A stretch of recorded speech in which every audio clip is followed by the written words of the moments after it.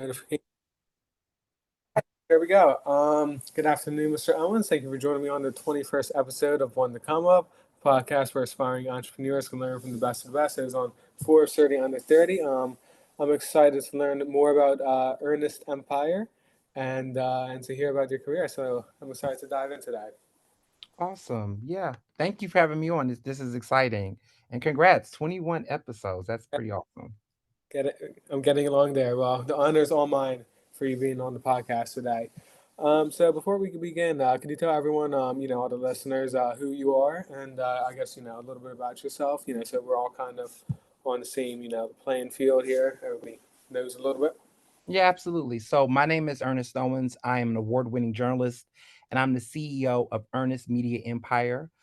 It is a media production, consulting, and communications company that I have. I've been doing it since I was in college, but it got really official a little over 5 years ago as I began to take a more entrepreneurial track in the media industry. Awesome. So yeah, actually, I want to go back in time a little bit here. Normally, I like to start the podcast, with your college experience. So, what I guess I really want to know, and I'm sure the audience would love to hear, would be about your experience at UPenn. Definitely how you got in there, and also your time at USC. Totally. So yeah, I went to public school my entire life. I was born in Chicago, but I grew up in Houston, Texas, and was very much in high school super engaged. I had a really, really big high school. It's about roughly 5,000 kids, but in my graduating class, we had roughly 1,000. I was the class president. I was the valedictorian. I was the best of like both worlds in many ways, and that became very instrumental in the way in which I wanted to shape my career.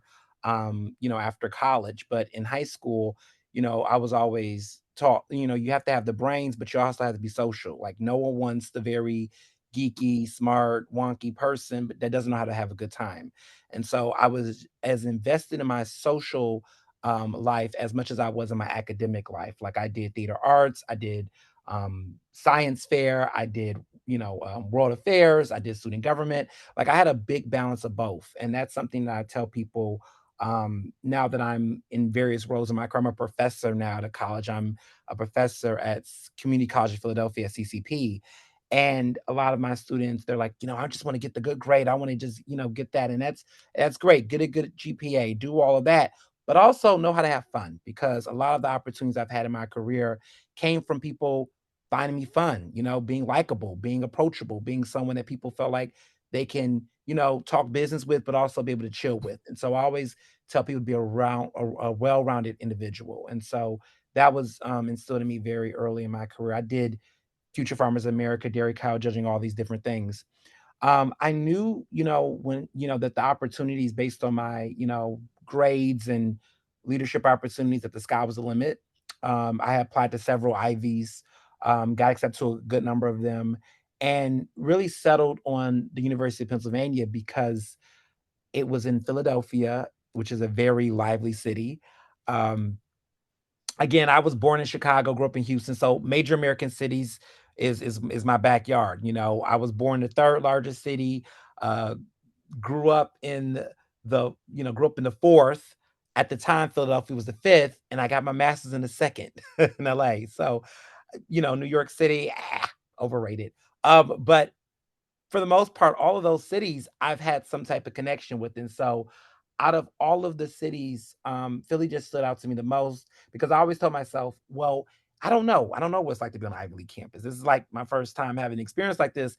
I thought, if it's not that fun, or they're a little boring or very nerdy, I need to get out. I need to go to some other places to have fun. And so I always felt like, compared to all the other cities, like Handover, which is in like New Hampshire, for Dartmouth, and Ithaca, which is for Cornell in New York, and you know Providence, Rhode Island for Brown. Like these are places that I'm like, is it as social and as fun as the cities that I grew up in? So Philly just stood out to me. I had a really great financial aid package. The school was lively, and that was what made me choose Penn. And also, Penn was also known as a social Ivy, so it's a school that yeah, they are known for their eds and meds. They have one of the big business schools, Wharton. They have a really great science and engineering program. They have a really known law school, but they're also very social. There's a very big presence of people that's a part of sorority and Greek life. There's a lot of people involved in social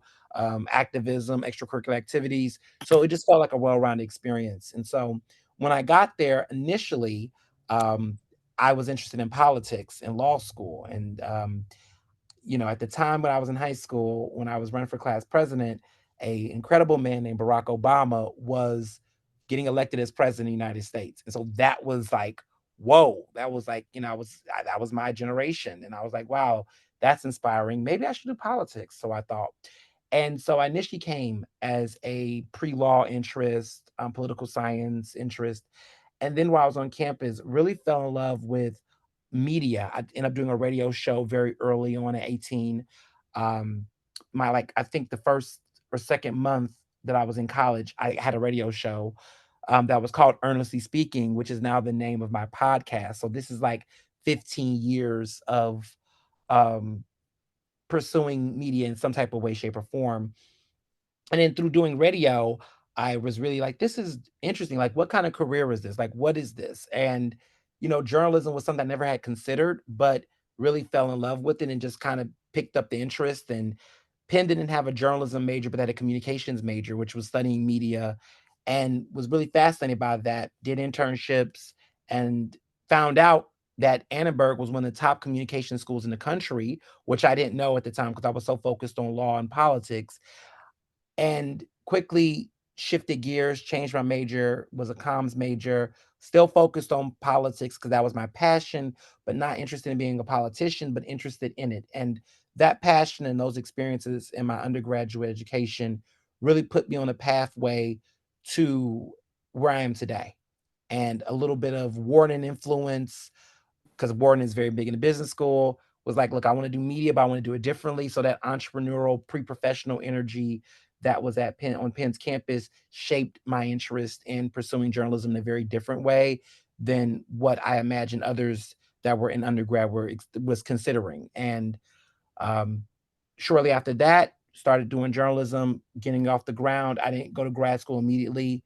It wasn't until really right before the pandemic, or roughly 5 years ago, that I realized I wanted to go back to school to further my opportunities in media. So not only just being a journalist, reporting stories, editing, and doing that, but expanding it bigger. And I wanted to be an academic. I wanted to teach. I wanted to, consider expanding my business services. So Ernest Media Empire was focused solely on media production, but I wanted to get into communications as an expertise. I wanted to get into consulting. I wanted to expand my services, and getting a master's in communication management from USC Annenberg, which is the top communication school for masters, because Annenberg at Penn doesn't have a master's program. They don't have doctoral and undergrad.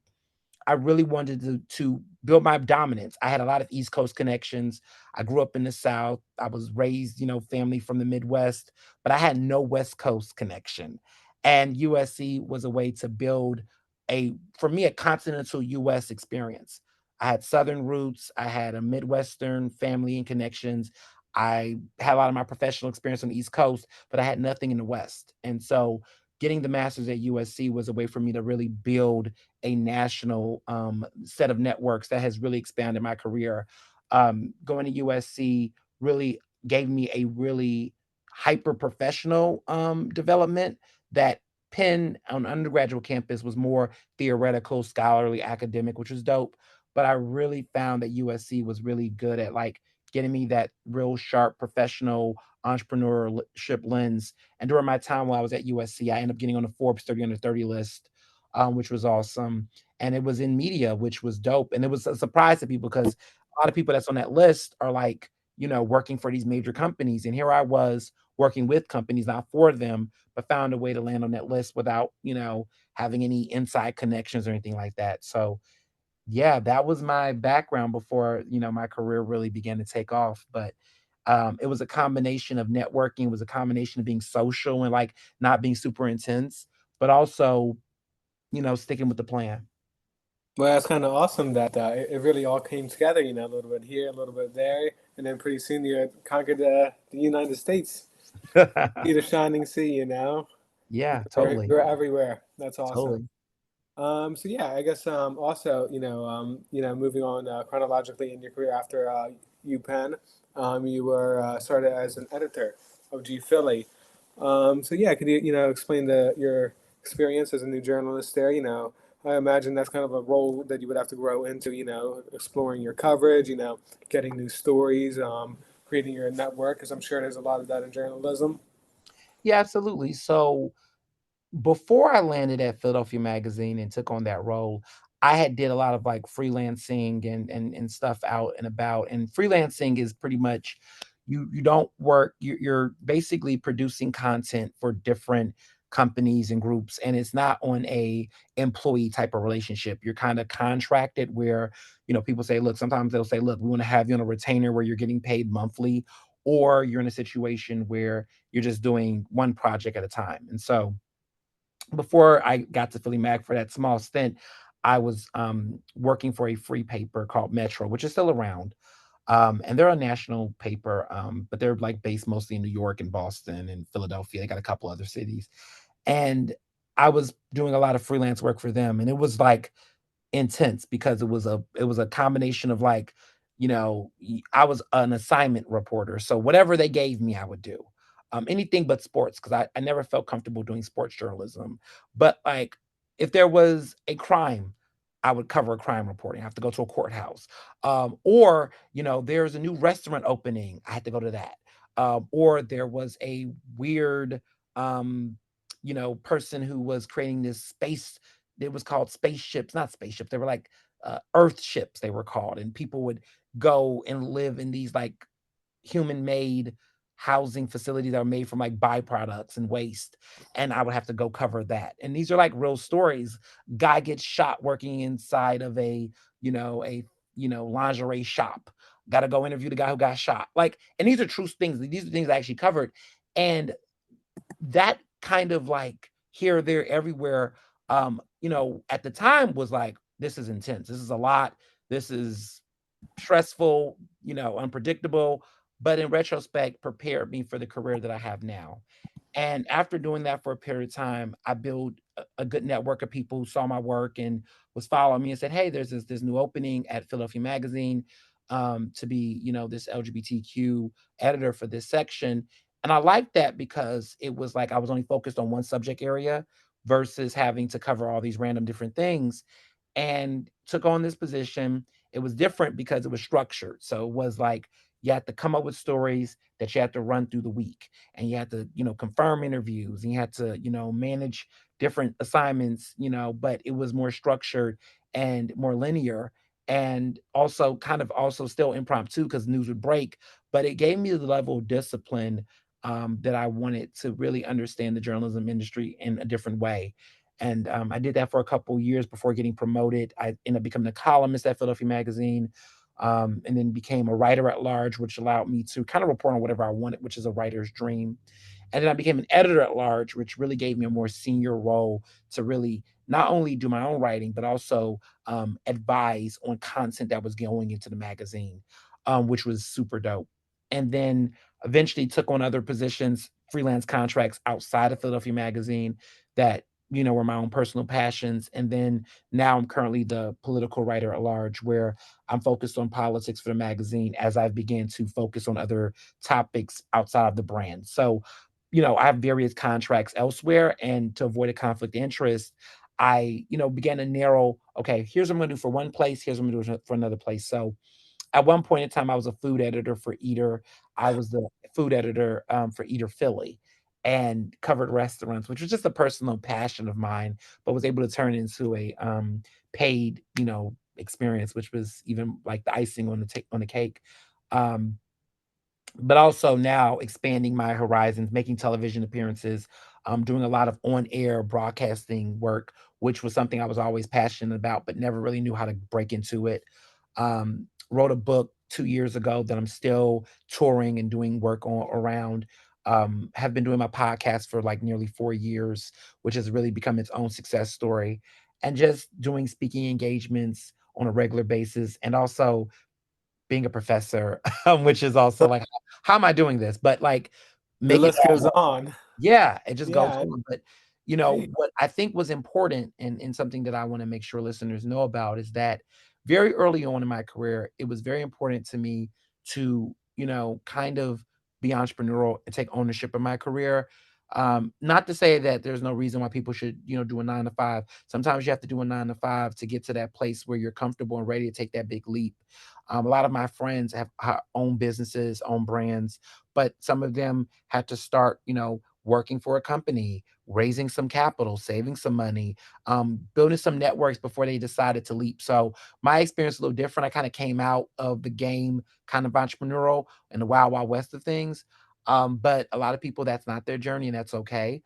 There's never a too late or too early to start with that. Like sometimes you might have to work a couple jobs before you realize, I think I'm ready to do my own thing. It changes for people. So I just wanted to say that because sometimes people think, okay, I'm just going to graduate from college, start a business, and never work for the man. And that was kind of my story, but that's not everyone's story, and that's okay. A lot of my friends, work for various companies and brands, learned a lot of good things, made some really great connections, and then decided to create a LLC and really, branch off. So I always tell people it's never too early, it's never too late to pursue your dreams if you want to be an entrepreneur. Dope. I don't think I've ever had someone like, so many different fields as you, food editor, homicide, reporter. Now you're making TV appearances. I don't think I've ever had someone so, wide ranging as that. That's pretty Yeah, you gotta do it. yeah, like a renaissance man, really. Totally, totally. Totally. Anyway, so then in 2018, you had mentioned a little bit earlier, you started Ernest Media Empire on top of everything that you were doing.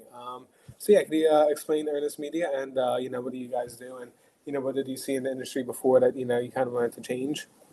Yeah, so with Ernest Media Empire, it's me. I'm the sole proprietor. I don't have any full-time employees under me. Sometimes I work with different partners and share contractors and things of that nature.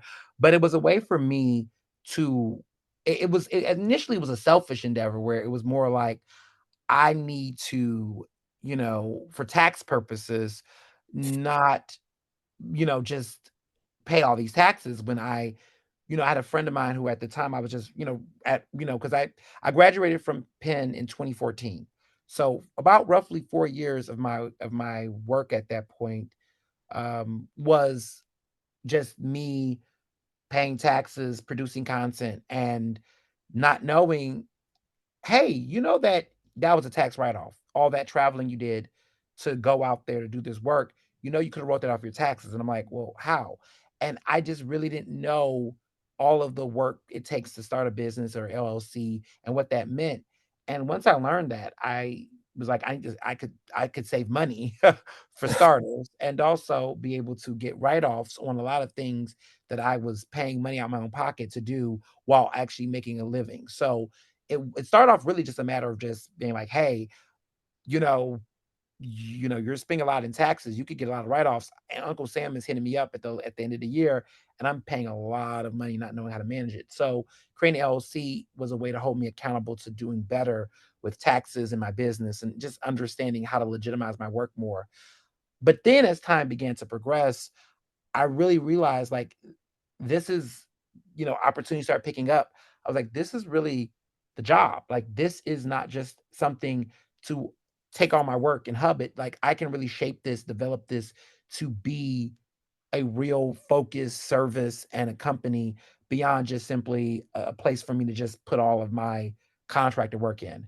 And so when I began to really develop it and began to be called on, having the LLC, having the company allowed me to take on projects that wouldn't have looked at me if I didn't have an LLC. You know, a lot of people, getting certifications, getting certain trainings. There were people who were like, "Do you have a business account?" And I did, so that allowed me to be able to do business a different way, work with different, other companies and do business to business work that I wouldn't have not been able to do if I was just, everything was a W-9 that was just going to my own personal account. So that's when it began to really get exciting. And began to really develop, what I was doing, what was my focus area, what I like to do, what I didn't like to do, and establish identity. And once I had a business in that format, people began to referral people to the business rather than just say, go to Ernest. And that just really allowed me to enter certain spaces and networks that I hadn't even considered prior. And once that began to really take off, shortly after that, I was like, you know what? I really want to build certain skills to offer certain services to clients, and build my expertise game, which inspired me to go get a master's a couple 5 years after I had got my bachelor's, because I realized that most of my focus was on producing content, writing articles and things like that. But also, I want to be a consultant. Also, I wanted to do some other types of work that wasn't necessarily writing articles and editing videos and whatnot. And so, doing the USC master's program at their Annenberg School, getting a master's in communication management, it was pretty much like an MBA without the heavy economics, and mostly like what I would consider like the MBA for people in media.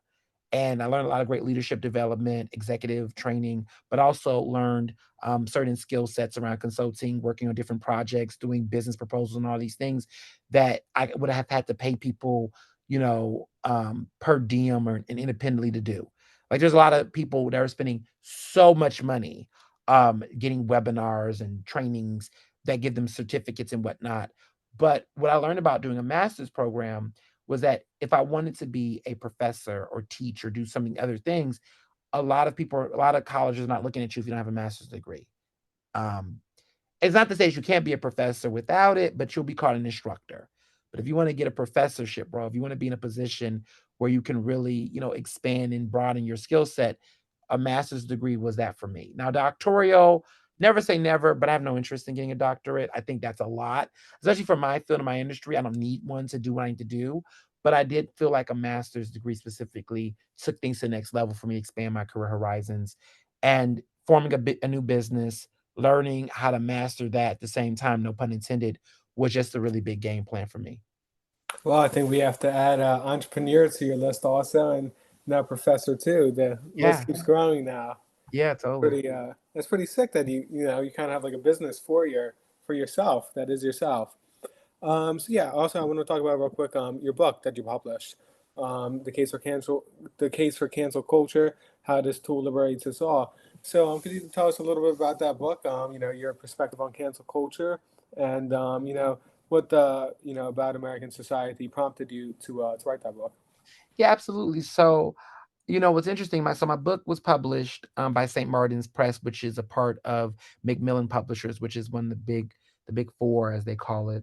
And what interests me about the book and the topic is that I had gone viral on social media for many years, covering all types of different topics and issues. And the topic of council culture kept popping up, and the way it was being discussed in the media didn't sit well with me because I felt like there was something there. A lot of very powerful people, CEOs, elected officials, were running around crying victim to council culture. And under the work that I've done as a journalist, but also someone who's in the public eye, I felt like that was half the story. That this whole idea of people saying, "Oh, this council culture thing is epidemic. Watch what you say," blah blah blah. I felt like there was more nuance to it, and um, I wrote op-eds in the New York Times. I had did some interviews during the pandemic, and it just made me realize that this was something I was interested in. So I, end up connecting with a book agent through some networking events I was at. And with my book agent, I had several ideas for books, different book topics, but council culture kept being a common theme throughout various ideas and pitches I had. And so I wrote the book proposal during the pandemic and got the book deal during the pandemic and was writing it while getting a master's and doing everything else. And it was quite a journey. But I will say I did not have a boring pandemic. I was not at home making sourdough bread. Not that there was anything wrong with that, but I was doing a lot, writing, covering the racial uprisings that were taking place during Black Lives Matter during 2020. I was staying safe from COVID, never got in COVID, knocking Wow, on wood, never got COVID, that's which is impressive in a itself. miracle. Yeah, because I was definitely, out and about covering the different issues, writing a book proposal in grad school virtually, just doing a lot. And yeah, it was not a boring pandemic for me at all. But a lot of that time really motivated me because I didn't know when we were gonna get out of the pandemic, and I was just hoping to get back outside, and I was just hoping that when everything did hopefully calm down, I would be in a position where I could have a book tour, and there were people that were at the time, some of my peers in the industry were doing virtual book tours, and I was just like, if I write the book and it comes out in time, hopefully I'll be able to go back outside and really have a real book tour, which I was fortunate to do. I did a 26 stop book tour. We was at like over 15 something cities across the Uh, country, and the book has taken off in its own way. It continues to be talked about. I just went to Oxford University and did a debate in a, that's in sick. the UK discussing it. It was the Oxford Union debate, which is really popular. They've been around for 200 years, so what do I know? Yeah. And I did a debate on council culture, in the UK in February, and it was inspired by my book, and it was the same week my book had turned 2 years old, so what a great way to celebrate the 2-year anniversary of it. But the case for council culture, um, was an experience of its own and continues to create opportunities for me. I'm still touring, I'm still doing different stops, not aggressively as I did in 2023, but the interest in the topic continues to evolve, especially as people begin to talk about politics in this new Trump administration. So, yeah, the book had a life of its own, and it continues to be a return on investment. All the time I spent researching, doing interviews, I wrote my book. Let me just say that. Not to, there's people out here get ghostwriters and things, but I wrote that book and I did the audio book, 6 hours of Damn. me reading the book. And so I really put a lot of time and energy into it. And it was not in vain. I don't have any regrets. It was a beautiful experience. I learned a lot about writing in the book world versus writing for magazines and newspapers and whatnot. I learned a lot about authors, like people who do this consistently. I have a level of admiration, respect for people who write books like regularly, like actually write their own books. Um, it's a skill, it's a different type of skill. I would love to write a new book. I'm in the process of thinking about what book 2 look like right now. But it was a great experience. And, for those who are into writing, um, my advice to some people though who say, "I wanna write a book," before you can write a book, write some articles, write op-eds, write pieces, do something. Like, take that thesis seriously if you're in college, and you wanna write a college thesis. But take the writing seriously, where you can before you try to get into the book world because it my book experience as an author was not that bad because I write regularly, but for some of my peers who never wrote a book before but got book deals, interesting, but got book deals, it was like daunting for them to have to focus and sit down and outline. For me, it was like second nature. But for those who may not necessarily write on a regular basis, start practicing writing, if you really want to get into the book world. That's something I would recommend for sure. That sounds like an incredible book. I'm gonna have to pick it up the next time I go to the library myself. Totally, Get it totally. online. Yeah, I'll Yeah, definitely check it out. Um, so, oh my God, geez, this time has flown by, but we've already been together half an hour. yeah. Uh, that's incredible. So anyway, I guess before we go, I'd like to keep it a half hour mark. I'm sure you got things going on. It's Friday night, maybe you got something going on. I guess normally I'd like to end the podcast. But looking forward towards the future. So normally I like to end the podcast, asking, how do you see yourself in a year or two, or a couple years, or where do you think your career is headed from here? That's a great question. I every time I get this question, I've learned how to answer it in the best way possible. This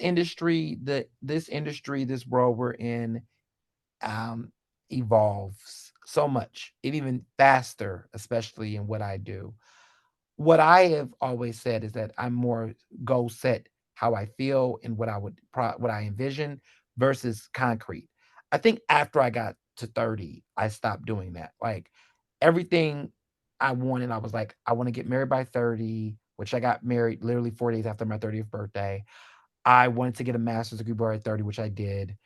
I wanted to be on the Forbes 30 under 30 list. That was like a goal. It wasn't like a this has to happen, but it did. I got at 28, which was a blessing. But after 30, I was like, I hit all these goals, and I was like, even goals that I didn't think I was gonna get by 30. Like I thought that writing a book was gonna be something I would do before 40 versus 30. I thought 30 I'd be too ambitious, but got the book deal by 30. And so where I'm at now is like whatever I'm doing, I want it to be bigger and better than what I'm currently doing.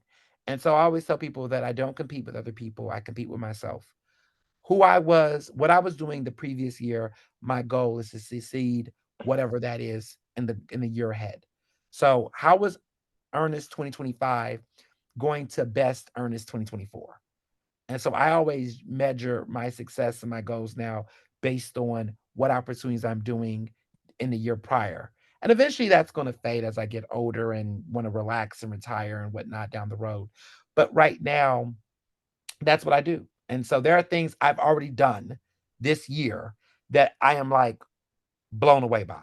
Like doing the Oxford Union debate, going to England, it was my first time abroad in years. And to do it for something that epic, I've already like felt like, yeah, there's nothing that compares to that experience.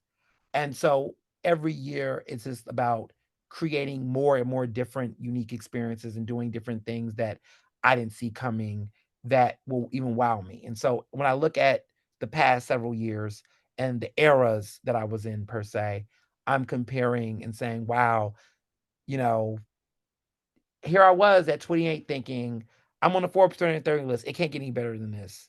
And then the year after that, it was like, yeah, you thought so, and then it wowed me. So every year it's just that journey of like finding ways to just wow myself and outdo myself as I go on my journey. So I guess the answer to your question is, in the next 2 years, I am Ernest in 2027 is going to look at Ernest in 2025 and say, you thought you did something there. Look where you're at now. And that's, kind of what motivates me. Wow, those are some awesome goals, and I'm really excited for your career also to follow that. Yeah, I'm totally. headed and excited where you're headed, and this has really been a real cool career that you've had. Well, thank you really for joining me on the podcast today. I really enjoyed hearing about your career, your various careers. All the different hats that you've worn. I don't think I've ever had like such a renaissance man as you. You're all over the place. Wow, that's really incredible. Appreciate that. Thank you. And I always tell people my philosophy that I was told very, very early in my career was you can do everything that you want to do, but not all at once. And so I that like. stuck with me. Like, if you want to be a food editor, you can do that. You want to go to the Grammys? Like I've been able to go to the Grammys for the past 3 years, which is dope. You want to write a book? You want to be a professor? You could do all of those things. But can you do them all at once? Maybe not. But can you do them in the span of your life? Absolutely. And so that's been my mindset. It's like I have a bucket list of things I want to do. Some of those things I can't do exactly right now because I got too much on my plate, clearly. But as things begin to unfold, there might be an opening for me to do that cool thing that I've wanted to do for quite some time. And so that's kind of where my headspace has been. It's just like I can do everything I want to do, just not all at once.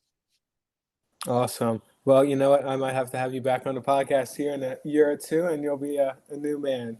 So Dope. I look forward to it. Let's do it. we'll have to make a reunion of it. Well, Yeah. all right. I guess that's the end there.